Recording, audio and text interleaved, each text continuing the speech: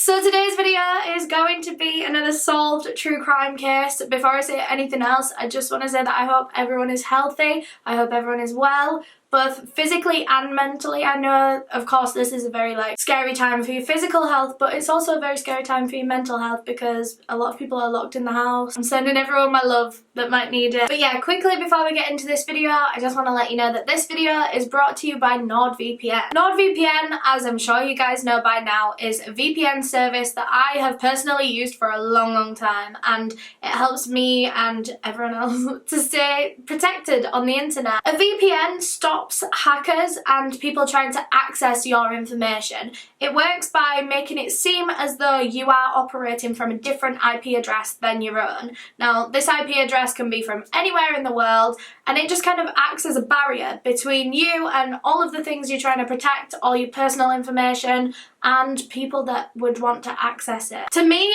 a VPN is essential when I'm using public Wi-Fi, so like libraries and coffee shops, train Wi-Fi. I use train Wi-Fi a lot when I'm traveling and uploading a video. You never know how secure those networks are. And VPNs are also super useful to access content that might not be available in your country. So other countries' Netflix. Different countries have different shows and different movies on their Netflix. Different YouTube videos are blocked in certain countries. And NordVPN is kindly offering you guys 70% off of your 3-year subscription, making it just $3.49 a month. A huge thank you to NordVPN for sponsoring this video. If you want to go and snatch up those deals, make sure you're going through my link, which is in the description of this video, nordvpn.com/Eleanor, and use the code Eleanor at checkout. So quickly, before we get into this case, I just want to give my usual disclaimer that I mean absolutely no disrespect to anyone that I talk about in this video. This video is for educational purposes, and everything that I'm about to say is just information that I have found on the internet and I'm compiling into one video.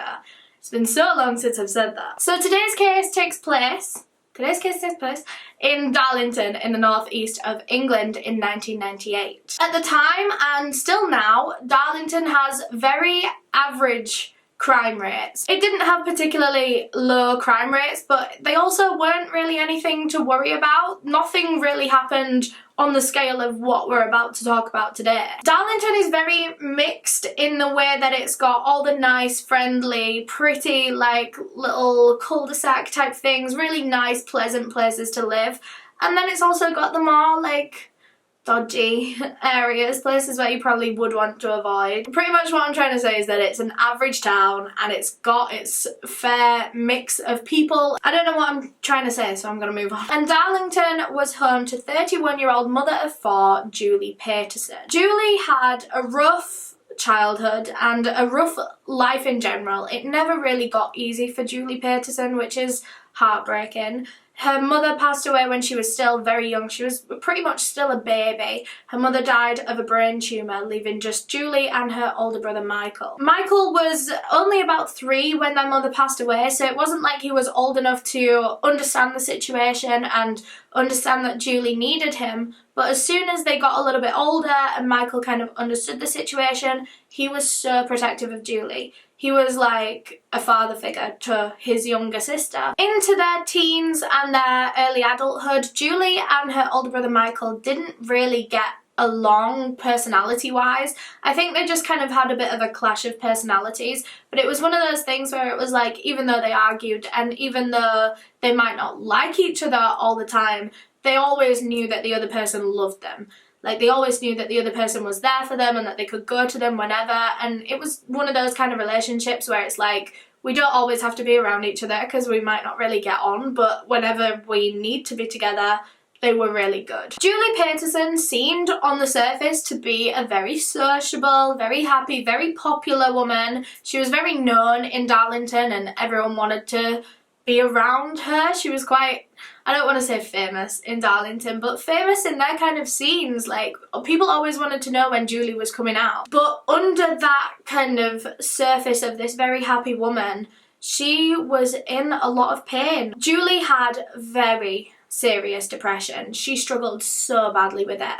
and she tried to self-medicate it with alcohol, which of course only made things worse. She became an alcoholic, she became addicted to prescription drugs, she was also prescribed antidepressants, which sometimes she actively didn't take. And the mixture of those three things, depression, alcoholism, prescription drugs, and of course not taking the antidepressants that she needs for the depression, it was all so bad for Julie. She suffered so much in her own head. And due to all of this, Julie's 4 children were put into foster care and they spent a lot of time with their grandparents. But even though her children were kind of taken away from her, Julie still tried to be the best mother that she possibly could be. And her children understand that now that they're grown up. They know that their mother was not a bad person. She wasn't a bad parent. She just had her own struggles and couldn't be there for her children. And so they understand that she did all that she could. Julie would go to all the appointments, she would buy them things, and she would be there when she could, but she just couldn't care for them 24/7. Julie moved around a lot throughout her life. So she was born in Durham, which is pretty much next to Darlington, kind of. And she lived in a lot of different towns and cities, kind of in the northeast of England, until she eventually settled in Darlington, which is where she stayed for the longest part of her life. She didn't like to stay in the same place for a long amount of time. I think a lot of that had to do with her mental health issues. I think she felt quite trapped and like she wanted a fresh start every now and again. I couldn't find the fathers of all 4 of Julie's children. I could find 2 of the fathers. I don't know if there was 2 or 3 fathers to her 4 children, because I know at least one of them had 2 children with Julie. Does that make sense? So we're going to be talking about 2 of the fathers in this video, but if there is a third, I couldn't find any information on him online. But I know at least one of the children, the youngest, so Julie's kind of most recent child, is that how you say that? The youngest child was fathered by a man named Alan Taylor. And Julie and Alan were in a long-term relationship, and he adored Julie from what I could find on the internet. He worshipped the ground that this woman walked on. He was so madly in love with her. Julie and Alan shared a flat together, and one day in April of 1998, Julie left the flat to go drinking in the local pub. Now this was something that she did often because, like I say, she struggled with her alcohol addiction. And Alan would go with her to the pub sometimes. I think he struggled with alcohol addiction somewhat as well. But he didn't always go with her because Julie liked to go pretty much every single day, whereas Alan would take a few days off here and there. And this particular day, he didn't want to go. He stayed at home and Julie went alone. However, on this particular day in April of 1998, when Julie went to the pub, she didn't return home again. Now, Alan was concerned when he woke up the next morning and Julie wasn't in the bed next to him. He was as concerned as any other boyfriend would be, but at the same time, this was something Julie had done before. I don't want to say she did it often because I don't actually know how frequent this would be, but it had happened a few times before where she would go out to the pub and sometimes she'd be gone for days at a time. The longest she'd been gone was a full week. She would just go to the pub and they would get so drunk and they would be on drugs and she would make friends and she would go off to their houses and she would stay with friends, and sometimes she would just like go off to different cities and towns and go to their pubs. And like, Alan was worried. He was very worried about her because she was obviously not in a very good mental state or even physical state when she's so intoxicated to be away from home for so long by herself. But at the same time, she'd always made it home fine. So he trusted Julie to come home on her own. So Alan waited around for a few days. He waited for her to just come home by herself. And after a couple of days, he was like, okay, I'm gonna like start trying to look for her. He went round all their friends' houses, all their family's houses, asking if anyone had seen or heard from her. And no one had. He went to all the places that he knew she liked to go, all the different pubs, places that you would normally find Julie Paterson, and she was nowhere to be found. But then it got to the point where Julie didn't come home for some very important appointments that she had. So she had an appointment to go pick up her Valium, which she never missed, and she also had an appointment to see her oldest daughter. Now, if you remember, I said Julie tried her best despite the circumstances to see her children and to be a good mother. And Julie never missed an appointment with her children, no matter like what was going on in her head. So when she missed this appointment, Alan Taylor knew that something was seriously wrong. So at this point, Julie had been missing for some days, and Alan decides to go to the police and formally report her missing. So now the case is with the police. However, it was kind of tricky for them to know how to act on this, because this is, at the end of the day, a missing mother of 4. This is very serious. Mothers very rarely just go missing without there being something wrong, because of course they've got responsibilities and they've got, you know, 4 other lives to be there for. However, once Alan Taylor told police that Julie did this often, they were like, well, maybe she will come back by herself. But even though it was a possibility that Julie would come back herself, this case was still treated with just as much urgency as any other missing mother case would be. However, with the amount of time that she'd been missing and the fact that she was an alcoholic, she was a drug user, and she was very, very depressed, there was the immediate worry that maybe Julie Paterson wouldn't be found alive. Maybe she'd overdosed on the drugs and alcohol. Maybe she'd been so intoxicated that she'd fallen and seriously injured herself. And of course, there's always the possibility that because she was so depressed, maybe she'd planned to go missing and maybe take her own life. So police ordered the first search party to search like rivers, bodies of water, woods, forests, fields, and they never normally search those kind of places first if they're expecting to find the missing person alive. The searches went on for days, and it was quickly becoming apparent that police weren't going to find Julie Paterson just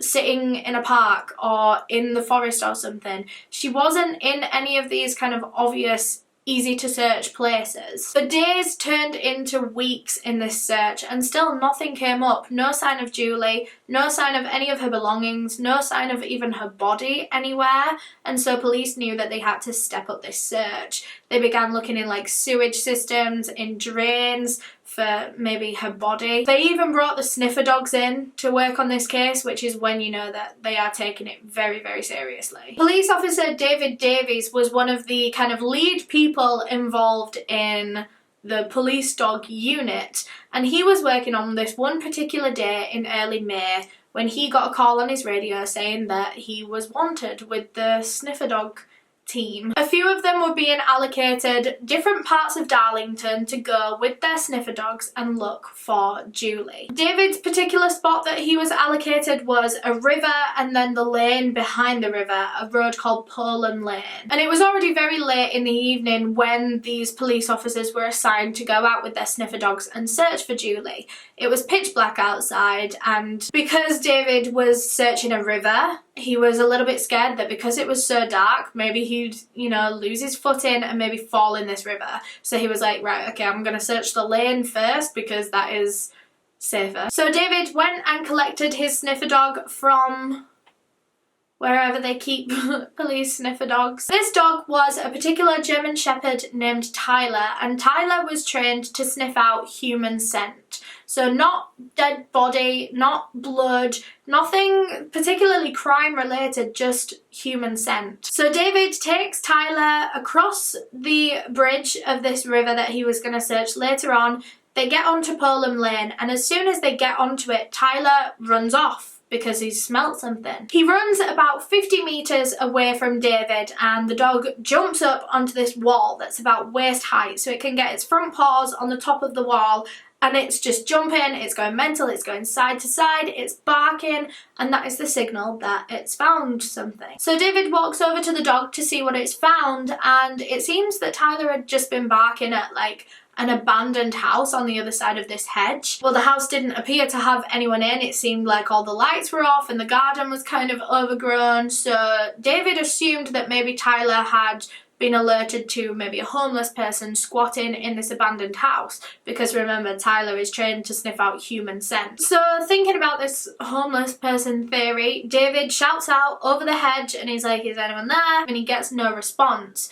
So he decides to stick his hand through this hedge and just feel about, because that's all he can do. He can't see through the hedge, so he just sticks his hand through. And he feels like a bin bag. So he's trying to figure out what he's feeling because he can't tell that it's a bin bag just yet. So he's feeling about, he's kind of pulling it a little bit, and he pulls it and this bin bag tears. And when it does, it releases the most foul smell David had ever smelt in his life. And it was at that point that he knew he'd found something serious, whatever this was. So he takes Tyler, the police dog, back to the car, and he walks back over to the house to investigate. And as he gets to the other side of the hedge, he realises that this house isn't actually abandoned because a light had come on and someone was now in the garden, an older woman. And this woman shouts over the hedge to David Davies like, "Oh, I wouldn't worry about that bag. 2 young lads threw it over there the other day. They said it was a dead dog." But luckily, because this woman had come out of her house now, David Davies could ask her if he could come through her house and into her back garden so that he could see this bin bag properly and see what was going on. So he now had access to this bin bag properly and not by sticking his hand through a hedge. So he takes this bin bag down and he opens it, and inside he finds a pillowcase. And inside this pillowcase, he finds rotting flesh and bones and maggots and flies, a very obvious decomposing body. However, it wasn't immediately obvious whether, like, what kind of body this was. This woman is saying it's a dog body. However, he is there to find a human body. Now, this obviously fit inside of a pillowcase, so he's thinking, well, is it a dead dog? Because it would make sense size-wise. But then he's thinking like, well, why did Tyler alert to it if it was a dead dog? Because Tyler is trained to sniff out human scent. So immediately he's kind of worried. He doesn't know what to think, and so he just calls for the CSI team to come and collect it and take it for testing. And once it was tested, it was found to be human remains. But not just any human remains. These were the human remains of Julie Paterson. However, this was just her torso. Her arms, her legs, and her head were not in this bin bag. So, of course, this discovery has led police to classify Julie's death to have been foul play. So now they're treating this as a homicide. And the following morning, the news broke, not just in Darlington, but all over the northeast of England, all over the north of England, that a missing mother of 4 had been found dead.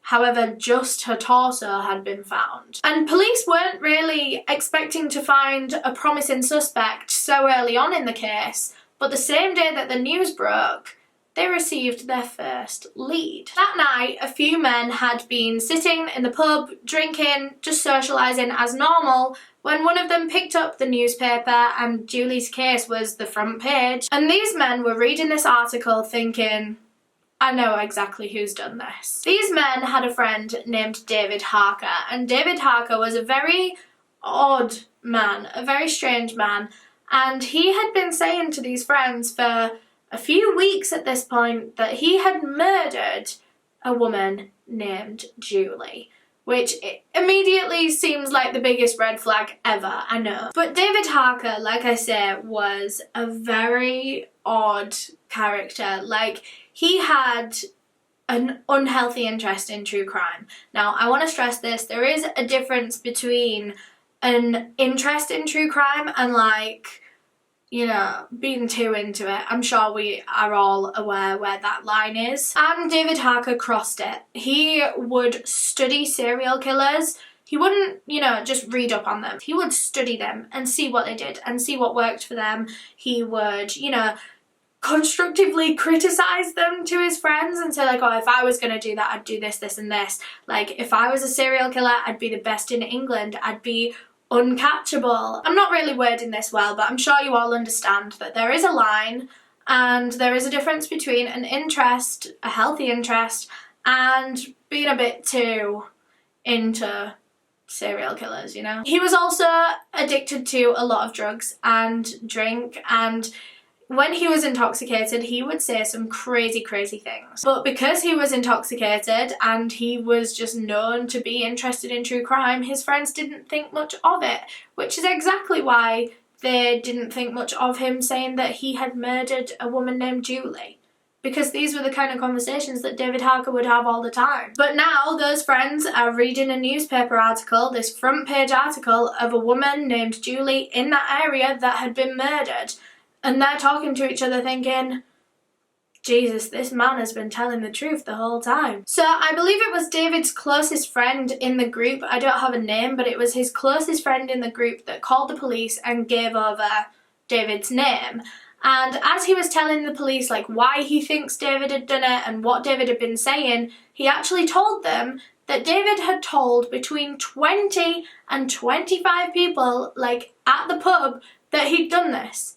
He was telling the story to strangers in the pub, and no one had reported him because it was obvious that this guy was like out of his head on drugs and drink, and no one believed him. David Harker was 24 years old, so almost a decade younger than Julie Paterson, and like I say, he was very much addicted to a lot of different substances, which meant that he, you know, acted very strange. He was always in the pub, he was always around his friends, he was unemployed, so he had a lot of time on his hands to spend with his friends and drinking and doing drugs, and he was one of those people that wanted people to know that he was different. You know what I mean? Thinks he's like mysterious and like deep and broken and sensitive and like ugh. You know exactly the type I'm talking about. He had his head shaved, and on one side he had subhuman tattooed, and on the other side he had disorder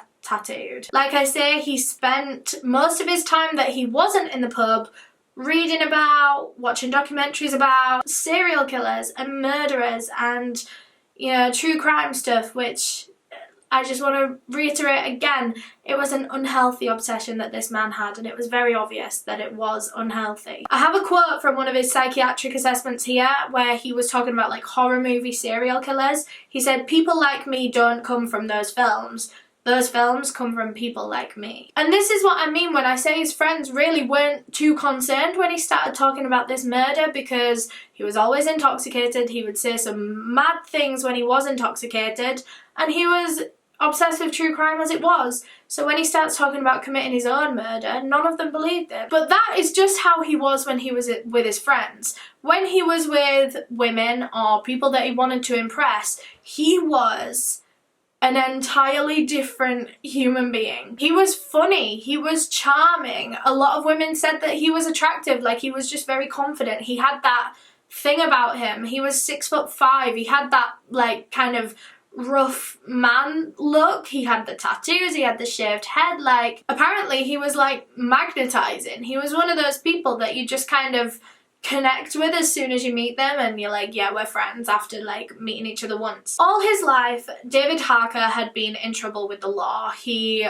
committed a lot of thefts, petty crimes, got in a lot of fights. When he was 16 years old, he was actually sent to like a young offenders institute because he attacked two men and their dog in a park one day. David Harker grew up in Teesside, which is not too far from Darlington, and he moved to Darlington when he was in his teenage years. In his teenage years? He was like 18, 19, I think. And when he moved there, he moved into a ground floor flat, so he had a lot of neighbours, upstairs neighbours, next door neighbours, and their upstairs neighbours. Like, there was a lot of people around him, and they all really liked him. They seem to have seen this kind of charming side of David. They recall him being friendly, funny, polite, easy to get on with, very respectful. They recall him being very popular. He had his friends round a lot, but his friends were equally as polite and respectful as him. And the neighbours recall him being very popular with women as well. He would have women round all the time, different women all the time,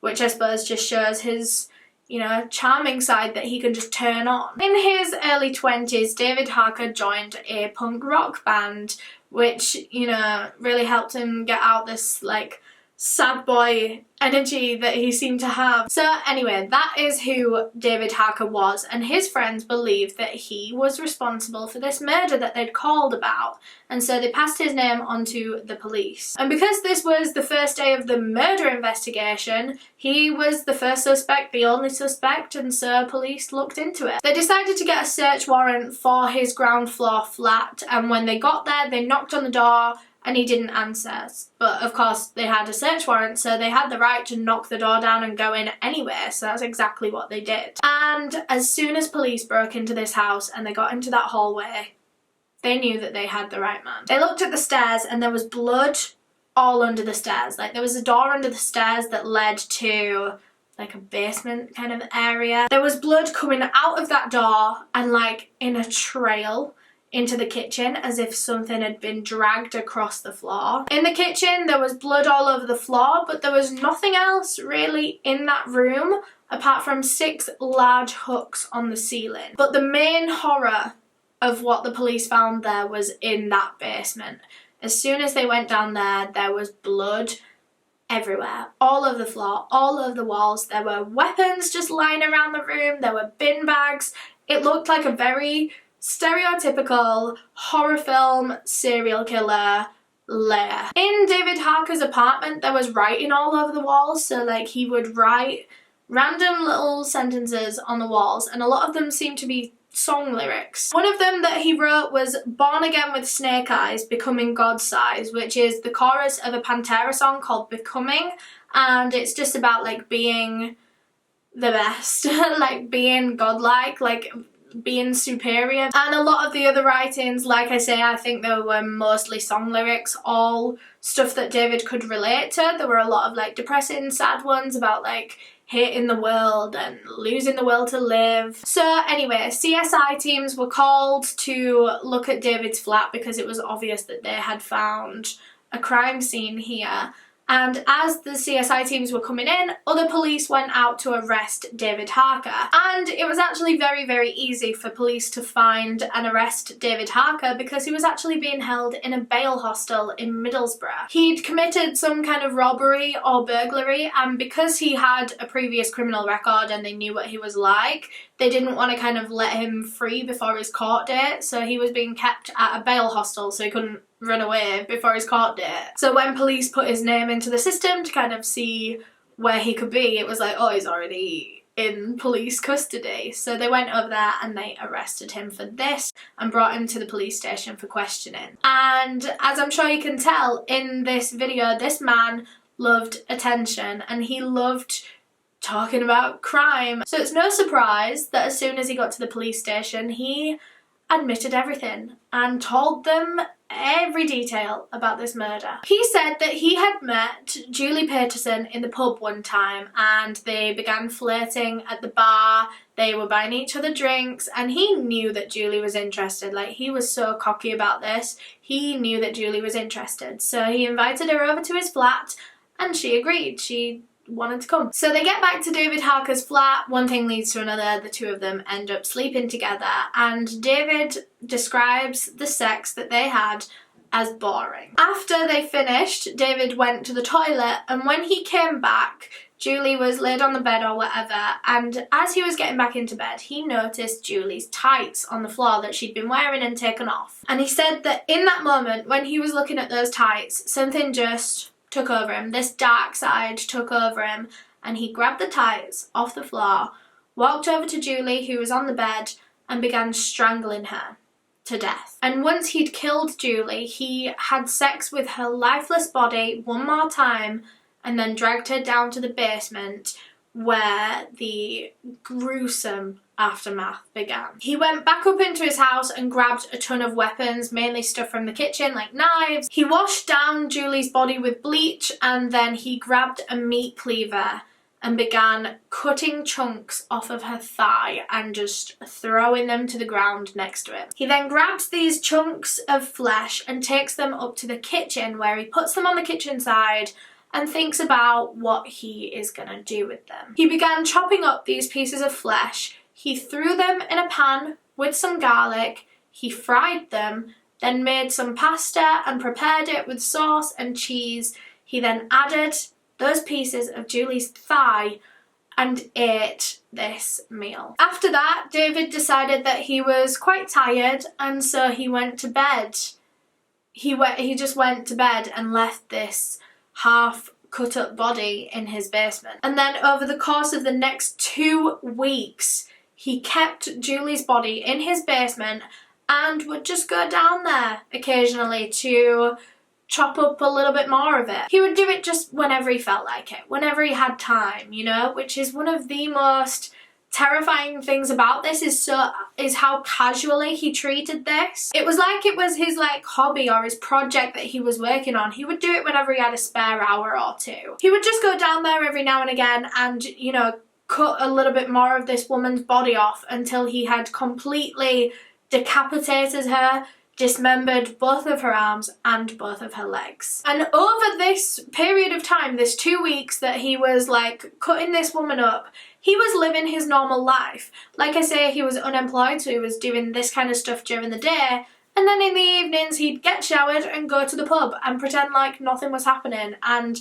like I say, he would tell people about it. He would tell people that he'd murdered a woman named Julie. But then it got to a point after this kind of 2 week point that the smell in David Harker's flat was becoming very, very strong. Like the scent of decomposing corpse. And so he decided that it was time to get rid of this body. And so he puts the torso in a pillowcase, puts the pillowcase in a bin bag, and takes it out to dispose of it. Now, I don't actually know how he disposed of this bin bag.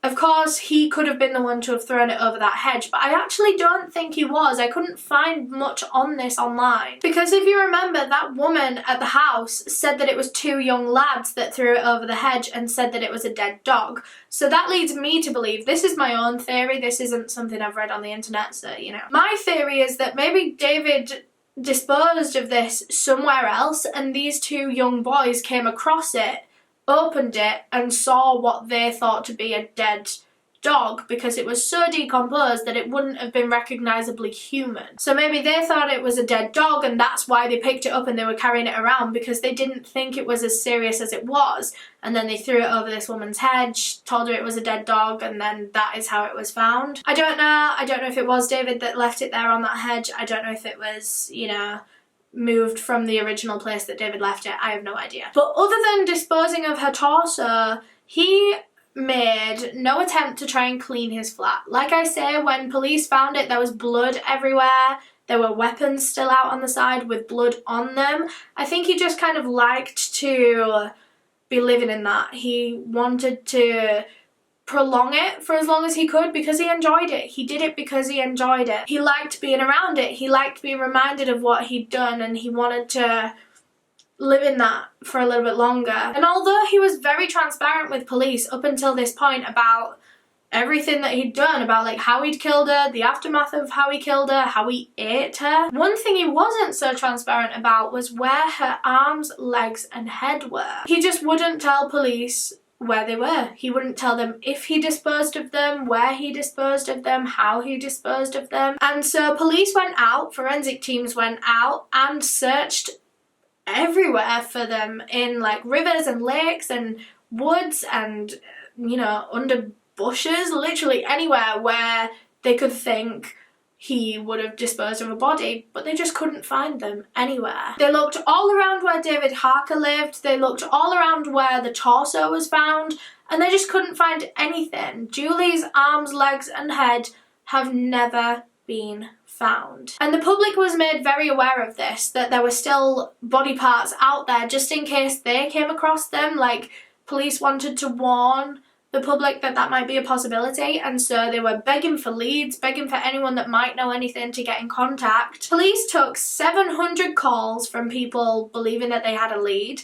They searched 600 different individual locations, and they took almost 400 statements from these people that had called. Julie's older brother Michael himself was digging for months in different like woods and riverbanks and stuff like that, trying to find his sister's body himself when police gave up, and he just never found it. And this drove Michael near enough insane. Like, he was so unwell over this, as you can imagine. Imagine like trying so hard to find the rest of your sister and getting your hopes up, thinking you know that where she might be, and then you just never find her. It made him ill. And just him knowing that Julie's body is out there She's still out there somewhere, her body is hidden somewhere, and he is physically unable to search the whole of Darlington for it. And the way that Julie's family found out and reacted to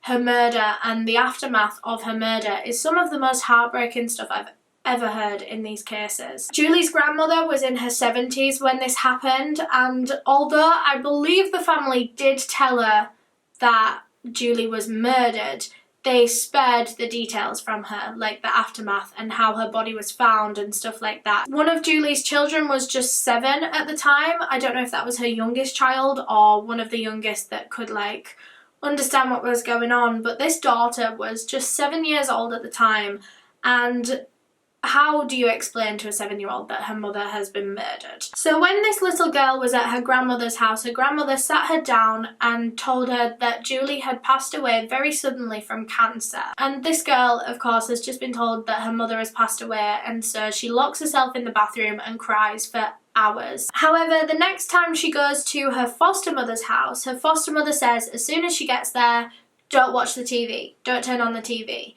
And what does a young girl do when she's told not to do something? She does it anyway. So this little girl, when she's left alone, she turns on the TV, she goes on the news, and that is how she learns that her mother had been murdered, dismembered, and then thrown over a hedge. From the news. So before I carry on with the aftermath of Julie Paterson's murder, because there is a lot that went on after this, there is one of the biggest plot twists I've ever heard in a case coming up. But before we get onto that, I just want to kind of round off what happened to David Harker and his kind of sentencing and stuff like that. So David Harker actually wasn't charged with murder. He was charged with manslaughter on the grounds of diminished responsibility because of how his psychiatric assessments came back. David was found to be very mentally ill. I don't know what actual condition or conditions he was diagnosed with, but he was very, very mentally ill. And one of the psychiatrists that actually assessed him before his court date went to the court and said to the judge that this man is just evil. Now, it takes a lot for a psychiatrist, someone that is trained to look at people's mental health, to say that someone is a lost cause and that they are just an evil person, because psychiatrists are not supposed to do that. David Harker pled guilty to his charge of manslaughter, and he was given life in prison with a minimum of just 14 years, which I don't agree with. I hope he's never let out. He has already had one parole hearing, at least one, and I believe he was not granted parole. I believe he's still in prison. I couldn't find that. I hope he's still in prison if I'm making this video. However, the judge did order for David Harker to serve his prison sentence in a maximum security prison and not a kind of psychiatric ward, which is normally what people that are sentenced to manslaughter on the grounds of diminished responsibility are given, a hospital stay instead of a prison sentence. However, because of what that psychiatrist said, that David Harker is just innately evil and that's just who he is, and no amount of hospital care or, you know, psychiatric appointments can change this man, the judge said that putting him in hospital and paying for him to have care would be pointless. So he is in prison. And during his trial, even the judge said that David Harker was an evil and extremely dangerous person, to which David Harker smiled and said thank you. Now, for the rest of the aftermath of Julie Paterson's murder, her long-term boyfriend, Alan Taylor, did not take this well, as I'm sure you can imagine. He turned to alcohol, which I believe he already had a little bit of a problem with it before Julie's passing, but now he was a full-blown alcoholic. He would drink from the morning to the evening every single day. He was absolutely broken. Like I said, he adored Julie. He worshipped the ground that Julie walked on.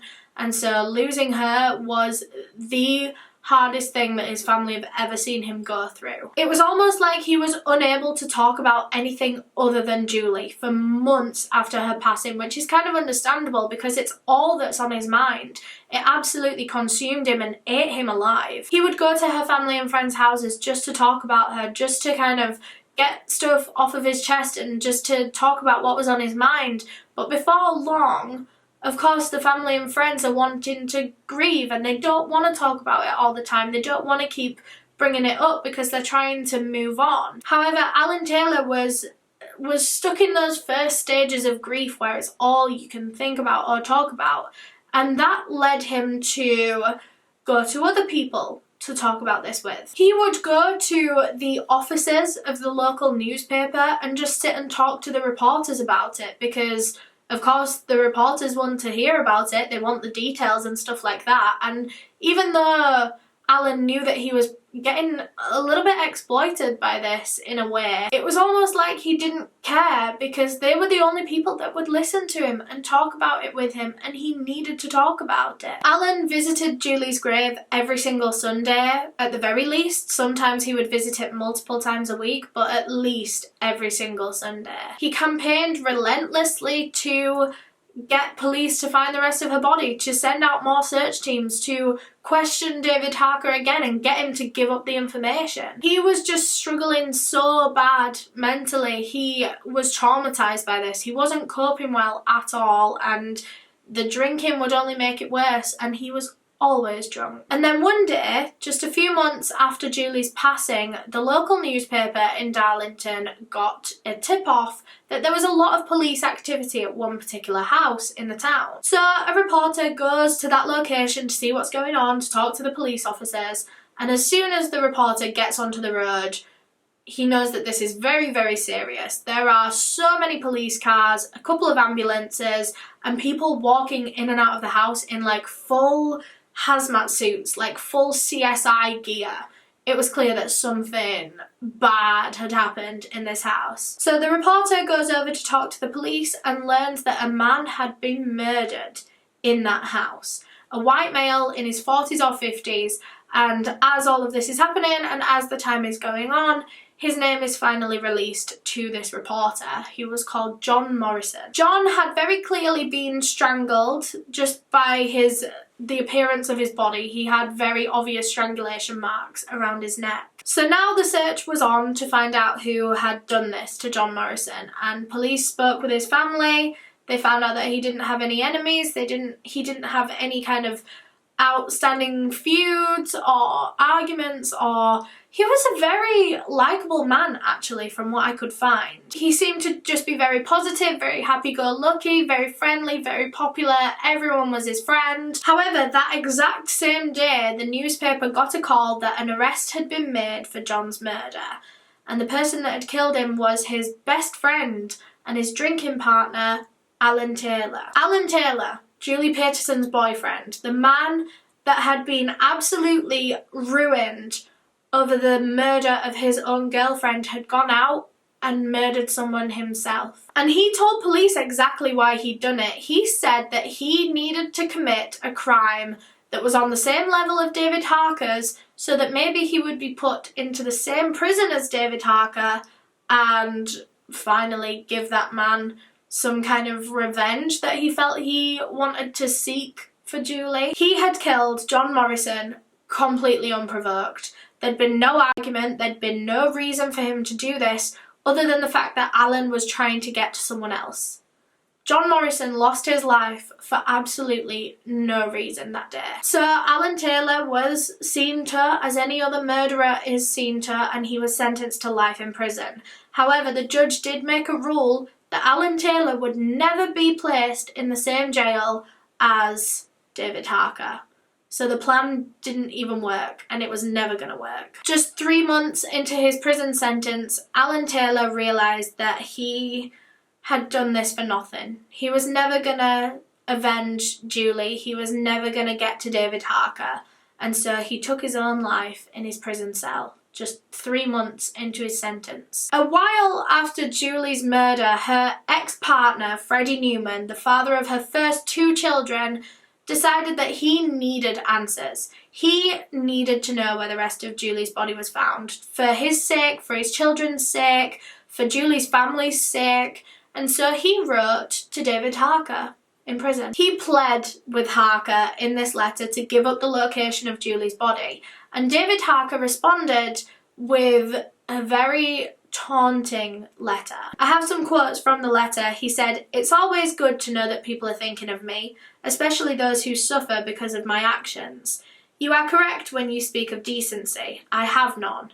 I have no inhibitions, remorse, or regret, and therefore I care not one bit if your wife has a full body burial or not. I hope you are happy in the knowledge that you don't suffer alone in your loss. Your wife was not the first or the last person I killed." Now, I've got a few quotes from the rest of the letter, but I just want to pause there and address that last sentence. David Harker is saying in this letter that he has committed more murders than just Julie Paterson. But I am calling rubbish here. I don't think David Harker has killed anyone else, because this man, the second he killed Julie Paterson, he could not keep his mouth shut. He was so proud of himself. He was bragging about it in the pub to 20 to 25 people. If he'd killed another person before Julie or after Julie, people would know. He would have told people. He couldn't keep his mouth shut. He wanted people to know that he was a murderer and that he was sick. I think maybe he did plan on becoming a serial killer, and I think he thought that he would get away with Julie Paterson's murder, but when he didn't get away with it, I think he felt like he failed. And so in this letter to Freddie Newman, he is now trying to come across as though he did more than he did, you know? Anyway, he carried on the letter saying, "You ask why I have done this evil thing. Well, I could intellectualize endlessly about murder, mutilation, decapitation, and cannibalism, but a man of your intellect wouldn't be able to grasp any of it. So to give you something you could understand, I killed all the people I did because I enjoyed it. Do you hate the evil man that chopped up and ate your wife? I am not evil, Mr. Newman, but I am a monster. Don't bother writing to me again, or I will show you terror unbound.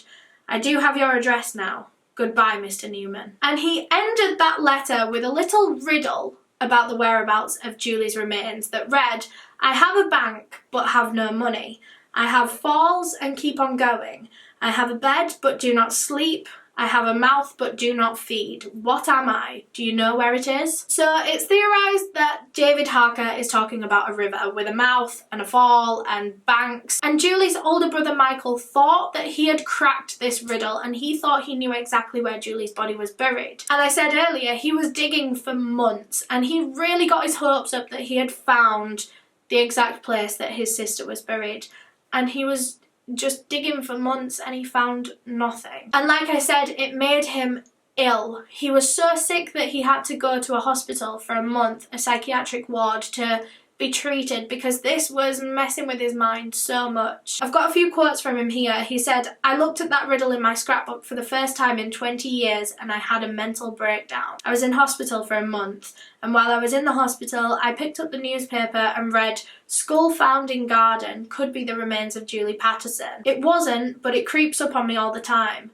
It's as raw now as it was in 1998. I'm just hoping in my lifetime her remains might be found." Unfortunately, one last sad thing to add to this case is that Freddie Newman, Julie Paterson's ex-partner and the father of 2 of her children, actually went on to take his own life.